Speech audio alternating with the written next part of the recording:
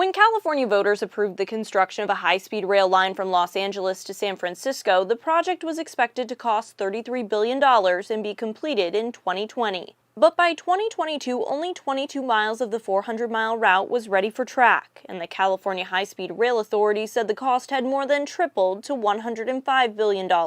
According to the California Legislative Analyst's office, the project now faces even bigger financial hurdles. There's about a $7 billion gap between projected funding and costs as they currently stand. There's also potential for some inflation and cost increases, particularly with a project like this. The state has spent $15 billion on the line so far, while the federal government has chipped in another $2.7 billion. The Biden administration promised $4 billion more, but last month the Trump administration froze additional funding and began a review of the project after Trump criticized it. The train that's being built between Los Angeles and San Francisco is the worst managed project I think I've ever seen, and I've seen some of the worst. Transportation Secretary Sean Duffy criticized the project in a lengthy post on social media Thursday, declaring, "As President Trump directed, the U.S. Department of Transportation will continue to investigate this project to determine how exactly federal dollars have been used and whether federal support should continue."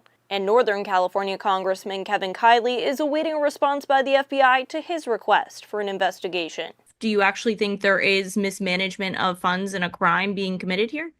Well, that's why we're asking. It's not with an investigation, you don't want to prejudge the outcome. There are a lot of questions about how deep the wastefulness and what kind of decisions led to this, and who's benefited from all of this spending. And so that's what we've asked the FBI director to look into. In a statement to Spectrum News, a spokesperson said the authority is currently engaging in a top-to-bottom review of the project, examining every aspect to identify cost and schedule efficiencies. Those findings will be provided to the legislature in a supplemental report this summer. The spokesperson also said the authority remains on track to deliver the Merced to Bakersfield segment as currently scheduled, which project leaders estimate could be completed between 2030 and 2033.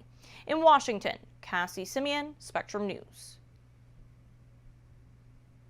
Thanks for watching our YouTube channel. Let Spectrum News be your resource for balanced, in-depth political coverage. And click the subscribe button here.